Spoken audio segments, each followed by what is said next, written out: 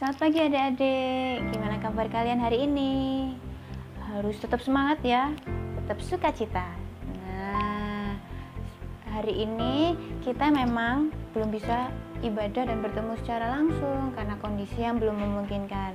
Tapi kita harus tetap semangat, tetap sukacita buat memuji dan mendengarkan firman Tuhan.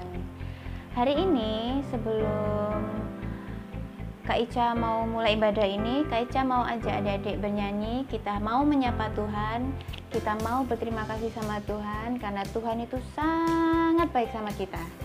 Nah, kita nyanyi Bapakku datang padamu. Sama-sama nyanyi adik-adik.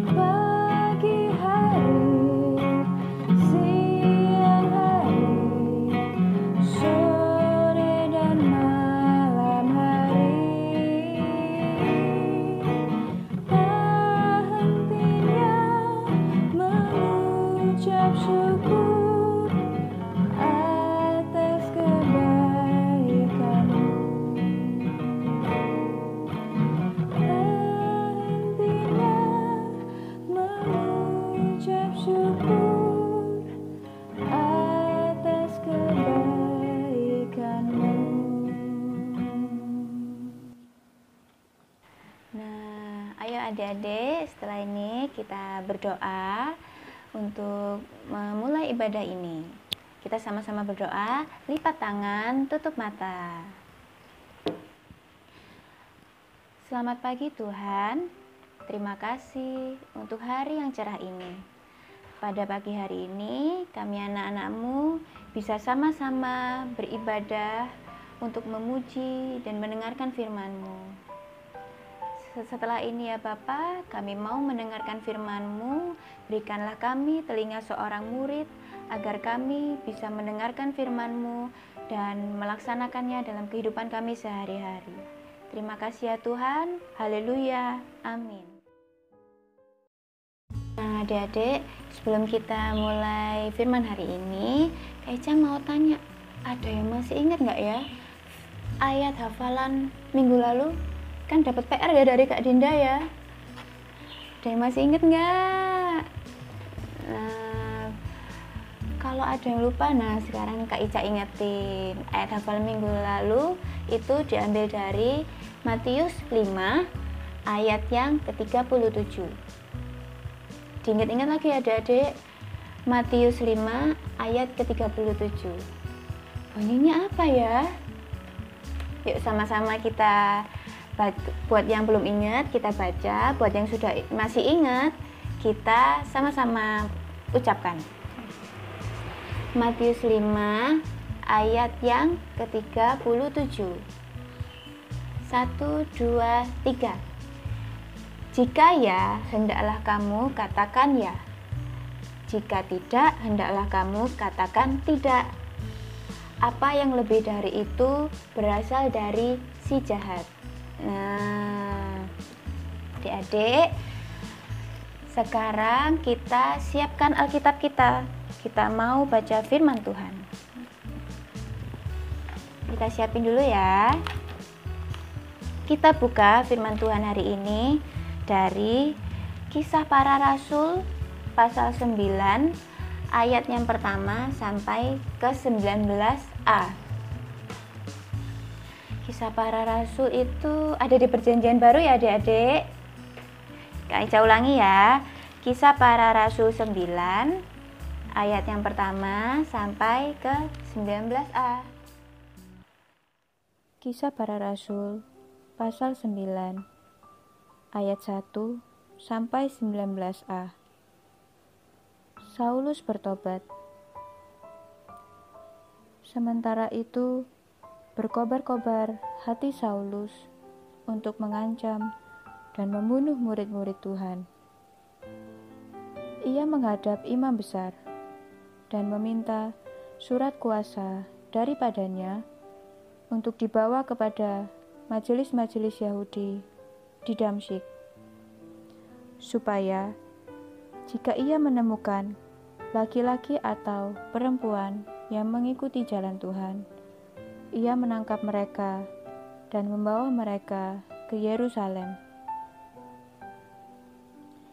Dalam perjalanannya ke Damsyik, ketika ia sudah dekat kota itu, tiba-tiba cahaya memancar dari langit mengelilingi dia. Ia rebah ke tanah, dan kedengaranlah olehnya suatu suara yang berkata kepadanya, Saulus, Saulus, mengapakah engkau menganiaya aku? Jawab Saulus, Siapakah engkau, Tuhan? katanya, Akulah Yesus yang kau aniaya itu. Tetapi bangunlah dan pergilah ke dalam kota. Di sana akan dikatakan kepadamu apa yang harus kau perbuat. Maka termangu-mangulah teman-temannya seperjalanan, karena mereka memang mendengar suara itu, tetapi tidak melihat seorang juga pun. Saulus bangun dan berdiri, lalu membuka matanya, tetapi ia tidak dapat melihat apa-apa. Mereka harus menuntun dia masuk ke Damsyik. 3 hari lamanya ia tidak dapat melihat, dan 3 hari lamanya ia tidak makan dan minum. Di Damsyik ada seorang murid Tuhan bernama Ananias. Firman Tuhan kepadanya dalam suatu penglihatan. Ananias, Jawabnya, Ini aku, Tuhan. firman Tuhan, mari, pergilah ke jalan yang bernama Jalan Lurus, dan carilah di rumah Yudas, seorang dari Tarsus yang bernama Saulus. Ia sekarang berdoa, dan dalam suatu penglihatan, ia melihat bahwa seorang yang bernama Ananias masuk ke dalam dan menumpangkan tangannya ke atasnya, supaya ia dapat melihat lagi. jawab Ananias, Tuhan, dari banyak orang telah kudengar tentang orang itu. Betapa banyaknya kejahatan yang dilakukannya terhadap orang-orang kudus-Mu di Yerusalem. Dan ia datang kemari dengan kuasa penuh dari imam-imam kepala untuk menangkap semua orang yang memanggil nama-Mu. tetapi firman Tuhan kepadanya, Pergilah, sebab orang ini adalah alat pilihan bagiku untuk memberitakan namaku kepada bangsa-bangsa lain, serta raja-raja dan orang-orang Israel. Aku sendiri akan menunjukkan kepadanya betapa banyak penderitaan yang harus ia tanggung oleh karena namaku. Lalu pergilah Ananias ke situ dan masuk ke rumah itu. Ia menumpangkan tangannya ke atas Saulus, katanya, Saulus, saudaraku, Tuhan Yesus yang telah menampakkan diri kepadamu di jalan yang engkau lalui, telah menyuruh aku kepadamu, supaya engkau dapat melihat lagi dan penuh dengan Roh Kudus. Dan seketika itu juga seolah-olah selaput gugur dari matanya, sehingga ia dapat melihat lagi. Ia bangun lalu dibaptis. Dan setelah ia makan, pulihlah kekuatannya.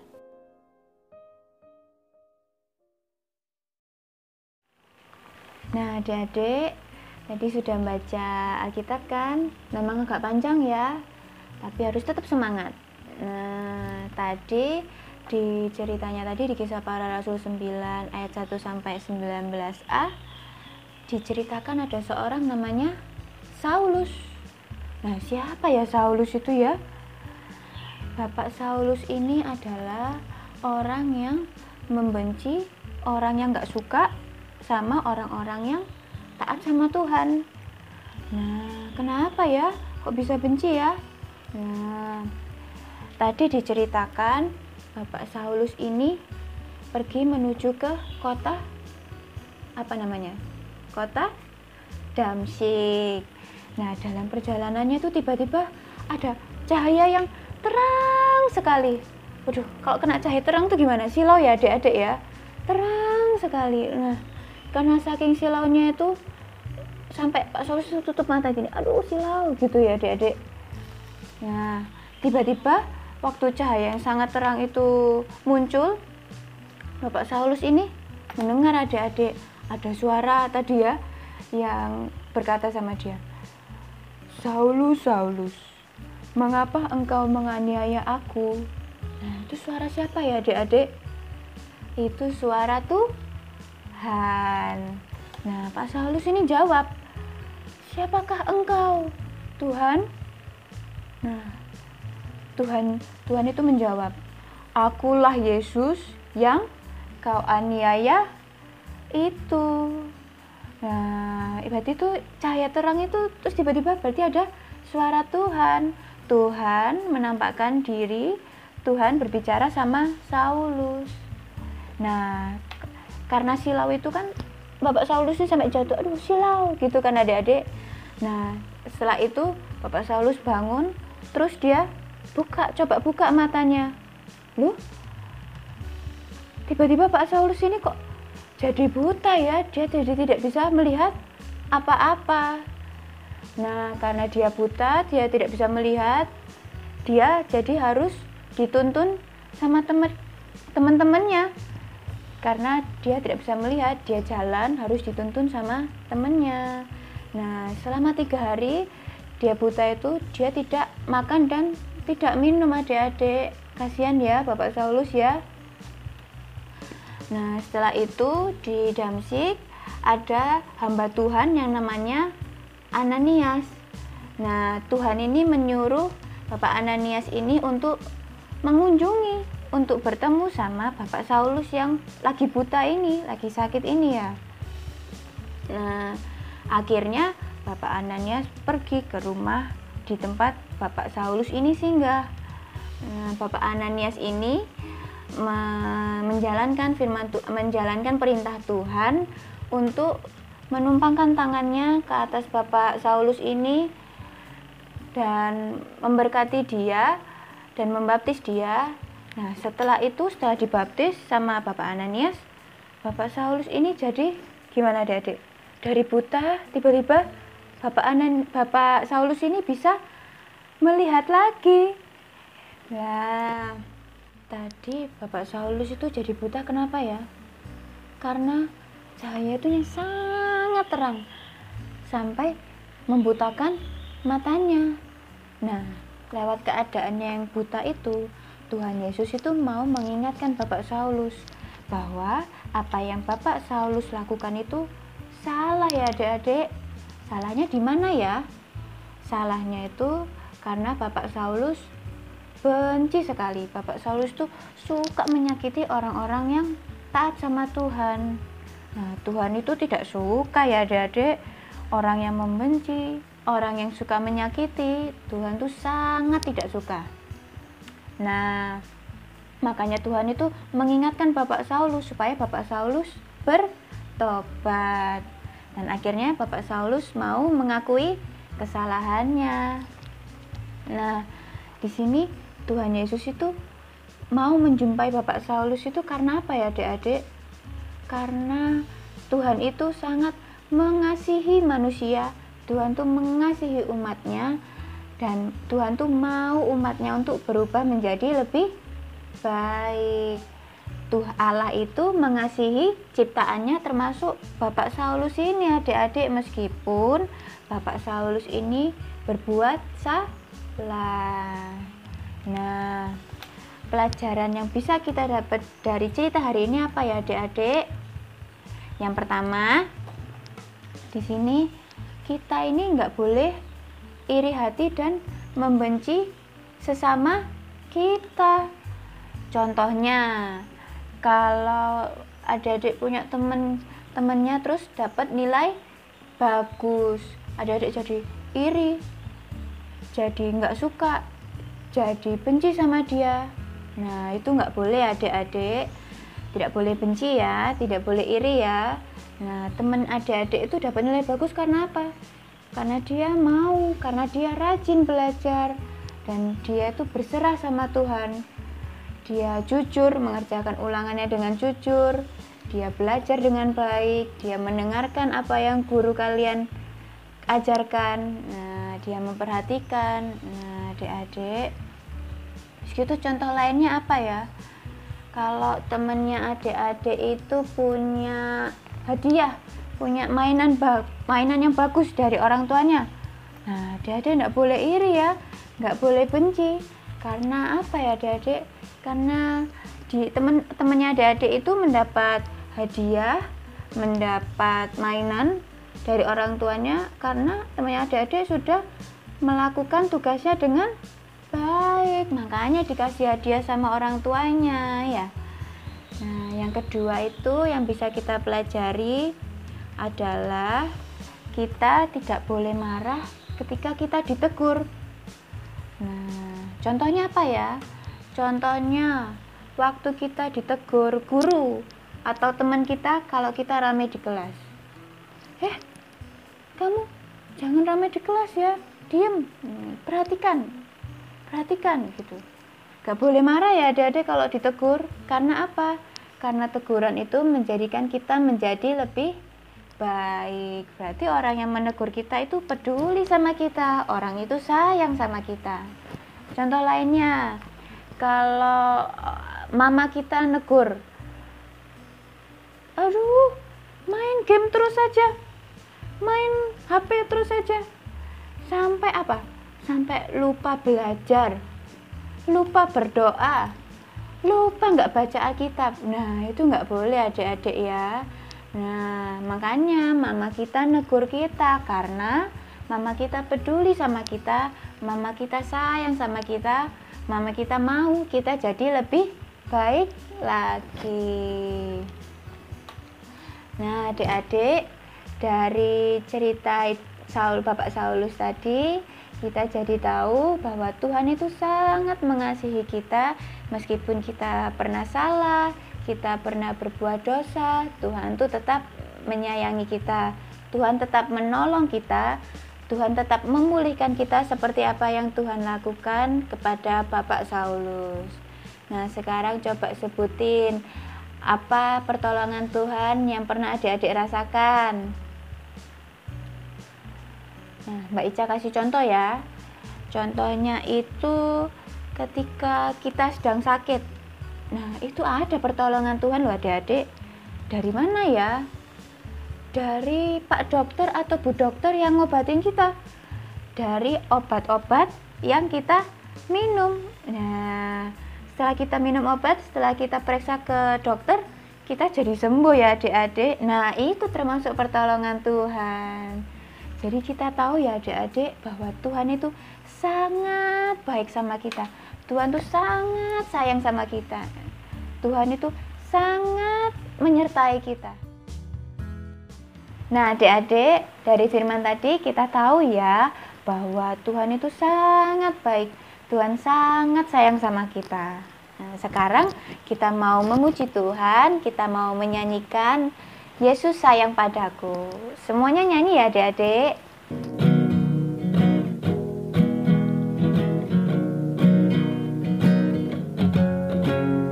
Yesus sayang padaku, Alkitab mengajarku, walau ku kecil lemah, aku ini miliknya. Yesus Tuhanku sayang padaku, itu firman-Nya di dalam Alkitab. Yesus sayang padaku, Alkitab mengajarku, walau ku kecil lemah, aku ini miliknya. Yesus Tuhanku sayang padaku, itu firman-Nya di dalam Alkitab. Nah, sudah sampai di sini ya adik-adik ibadah kita hari ini. Ada pesannya Kakak Ica, kita harus tetap semangat, kita tetap sukacita karena Tuhan itu sangat baik sama kita. Nah, untuk menutup ibadah hari ini, ayo kita sama-sama berdoa, kita lipat tangan kita tutup mata kita. Mari kita berdoa. Terima kasih Tuhan untuk penyertaan-Mu kepada kami, sehingga pada hari ini kami bisa sama-sama memuji, kami bisa beribadah, kami bisa mendengarkan firman-Mu. Ajar kami ya Tuhan, anak-anak-Mu, agar kami bisa selalu menjadi pribadi yang baik, pribadi yang tidak membenci, pribadi yang tidak iri, dan pribadi yang selalu bersyukur atas pertolongan yang Engkau berikan kepada kami. Dan pada hari ini ya Tuhan, kami mau mengakhiri ibadah ini, dan sertai kami ya Bapa di rumah kami masing-masing. Berikan kami dan keluarga kami kesehatan selalu di saat kondisi pandemi ini ya Tuhan. Kami tahu Tuhan selalu menyertai kami, Tuhan selalu melindungi kami. Terima kasih ya Tuhan. Doa ini kami serahkan dalam nama-Mu, Tuhan Yesus yang telah mengajar kami berdoa. Bapa kami yang ada di sorga, dikuduskanlah nama-Mu, datanglah kerajaan-Mu, jadilah kehendak-Mu di bumi seperti di sorga. Berikanlah kami pada hari ini makanan kami yang secukupnya, dan ampunilah kami yang kesalahan kami, seperti kami juga mengampuni orang yang bersalah kepada kami. Dan janganlah membawa kami ke dalam percobaan, tapi lepaskanlah kami dari yang jahat. Karena Engkaulah yang punya kerajaan, dan kuasa, dan kemuliaan, sampai selama-lamanya. Amin. Nah, selamat hari Minggu adik-adik. Tuhan memberkati. Sampai jumpa di ibadah Pratama minggu ke depan ya.